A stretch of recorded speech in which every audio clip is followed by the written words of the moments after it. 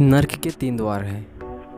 Number 1 वासना, क्रोध and लालच।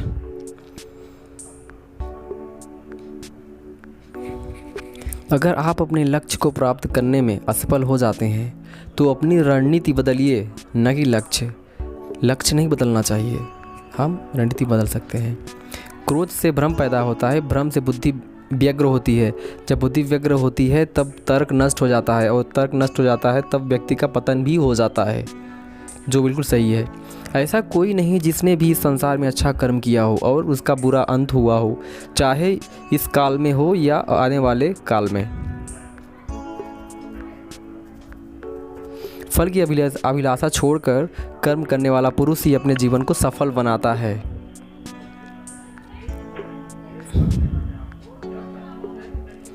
मन अशांत है और उसे नियंत्रित करना कठिन है, लेकिन अभ्यास से इसे वश में किया जा सकता है। यह कृष्ण ने बहुत ही अच्छे वचन बोले हैं, बहुत ही अच्छे शब्द बोले हैं। अपने कर्म पर अपना दिल लगाए, न कि उसके फल पर। वह जो मृत्यु के समय मुझे स्मरण करते हुए अपना शरीर त्यागता है, वह मेरे धाम को प्राप्त होता है। इसमें कोई संशय की बात नहीं है। किसी दूसरे के जीवन के साथ पूर्ण रूप से जीने से अच्छा है कि हम अपने स्वयं के भाग्य के अनुसार अपूर्ण जिए, तो सही है। जो मन को नियंत्रित नहीं करते उनके लिए वह शत्रु के समान कार्य करता है। यानी हमें मन को अपने कंट्रोल में करना बहुत ही ज़रूरी होता है। एक उपहार तभी अच्छा और पवित्र लगता है जब वह दिल से किसी सही व्यक्ति को सही समय और सही जगह पर दिया जाए, और जब उपहार देने वाला व्यक्ति का दिल उस उपहार के बदले कोई भी चाह न रखे। तब आत्मज्ञान की तलवार से काट कर अपने हृदय से अज्ञान के संदेह को अलग कर दो। अनुशासित रहो, उठो, जागो और खुद को समझो। मनुष्य अपने विश्वास से निर्मित होता है। जैसा वो विश्वास करता है वैसा वो बन जाता है। तो हमें अपने विश्वास को नहीं भगाना इधर उधर। विश्वास हमारा नियंत्रित रहना चाहिए। जो कोई भी किसी भी देवता की पूजा विश्वास के साथ करने की इच्छा रखता है, मैं उसका विश्वास उसी देवता में हट कर देता हूँ और वह उसके प्रति श्रद्धा से लगा रहता है। लोग आपके अपमान के बारे में हमेशा बात करेंगे। सम्मानित व्यक्ति के लिए अपमान मृत्यु से भी बदतर है। जो सम्मानित व्यक्ति हैं वह बिल्कुल अपमान समझ ही नहीं सकते हैं, बिल्कुल सहन ही नहीं कर सकते। हम जो देखते हैं वो हम हैं, और हम जो हैं उसी वस्तु को निहारते हैं। इसलिए जीवन में हमेशा अच्छी और सकारात्मक चीज़ों को देखें और सोचें उनके बारे में। केवल मन ही किसी का मित्र और शत्रु होता है। मन ही, बिल्कुल मन से जो हम मानते हैं ना, वही हमें अच्छा लगता है, सही लगता है।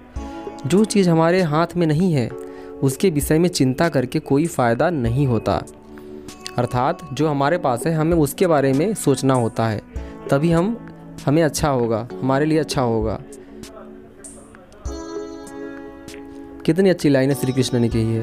हे अर्जुन, जब जब संसार में धर्म की हानि और अधर्म की वृद्धि होती है, तब तब अच्छे लोगों की रक्षा, दुष्टों का पतन और धर्म की स्थापना करने के लिए मैं पैदा होता हूँ, मैं जन्म लेता हूँ किसी न किसी रूप में। श्रेष्ठ मनुष्य जैसा आचरण करता है, दूसरे लोग भी वैसा ही आचरण करते हैं। वह जो प्रमाण देता है, जन समुदाय उसी का अनुसरण करता है।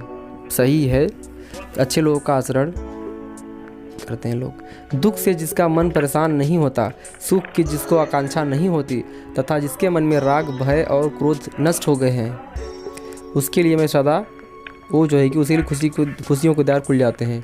जो ज्ञान और कर्म को एक रूप में देखता है वही सही मायने में देखता है। हर व्यक्ति का विश्वास उसकी प्रकृति के अनुसार होता है। कृष्णा ने कही है, बहुत अच्छी बात कही है। जन्म लेने वाले के लिए मृत्यु उतनी ही निश्चित है जितना कि मृत होने वाले के लिए जन्म लेना। इसलिए जो अपरिहार्य है उस पर चिंता न करें। भगवान या परमात्मा की शांति उसके साथ होती है। जिसके मन और आत्मा में एकता हो, वही जो है कि आगे बढ़ता है। सभी अच्छे काम छोड़कर बस भगवान में पूर्ण रूप से समर्पित हो जाओ। मैं तुम्हें सभी पापों से मुक्त कर दूंगा। शोक मत करो। किसी और का काम पूर्णता से करने से सही अच्छा है कि अपना काम करें, भले ही उसे अपूर्णता से करना पड़े। प्रबुद्ध व्यक्ति के लिए गंदगी का ढेर, पत्थर और सोना सभी समान है।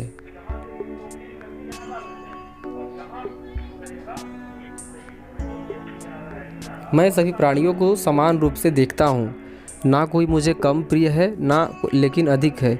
मेरी प्रेम पूर्वक आराधना करते हैं, वो मेरे भीतर रहते हैं और मैं उनके हर एक दुख को हरता हूँ। कृष्णा ने बहुत अच्छी लाइनें कही हैं। प्रबुद्ध व्यक्ति सिवाय ईश्वर के किसी और पर निर्भर नहीं करता, यानी सदा जो है कि ईश्वर के भजन में लगा रहता है और विश्वास। वीडियो यदि अच्छी लगी तो प्लीज़ वीडियो को लाइक करिए और आप हमारे साथ जुड़ना चाहते हैं प्लीज़ हमारे चैनल को सब्सक्राइब करके नोटिफिकेशन बिल को ऑन कर सकते हैं आप चाहे तो। और आज की वीडियो कैसी लगी ज़रूर कमेंट करके बताइएगा। Thank you so much.